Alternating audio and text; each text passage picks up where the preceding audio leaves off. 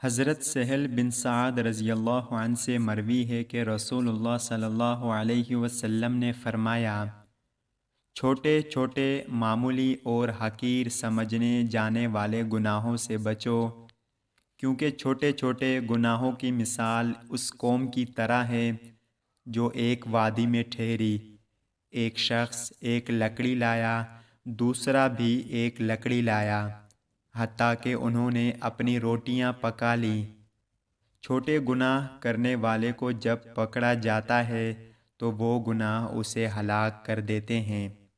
حضرت انس رضی اللہ عنہ بیان کرتے ہیں، میں 8 برس کی عمر میں رسول اللہ صلی اللہ علیہ وسلم کی خدمت کے لیے حاضر ہوا اور 10 سال آپ کی خدمت کی۔ آپ صلی اللہ علیہ وسلم نے اس عرصے میں میرے ہاتھوں ہونے والے کسی نقصان پر مجھے ملامت نہیں کی۔ اگر آپ کے اہل خانہ میں سے کوئی مجھے ملامت کرتا تو آپ صلی اللہ علیہ وسلم فرماتے، اسے چھوڑ دو، کیونکہ جو تقدیر میں لکھ دیا گیا ہے وہ ہو کر رہتا ہے۔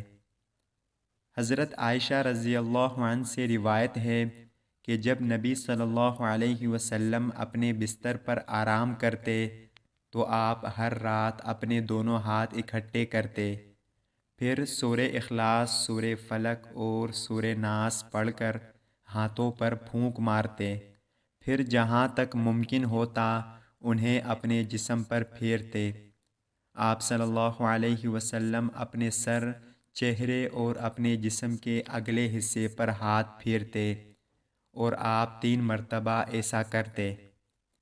رسول اللہ صلی اللہ علیہ وسلم نے فرمایا، قسم ہے اس ذات کی جس کے ہاتھ میں میری جان ہے، تم میں سے کوئی بھی ایماندار نہ ہوگا جب تک میں اس کے والد اور اولاد سے بھی زیادہ اس کا محبوب بن جاؤں۔ اللہ تعالی ہم سب کو ان پیاری احادیث پر عمل کرنے کی توفیق عطا فرمائے، آمین یا رب العالمین۔ السلام علیکم ورحمۃ اللہ وبرکاتہ۔ آپ سب دیکھنے والوں کا بہت شکریہ۔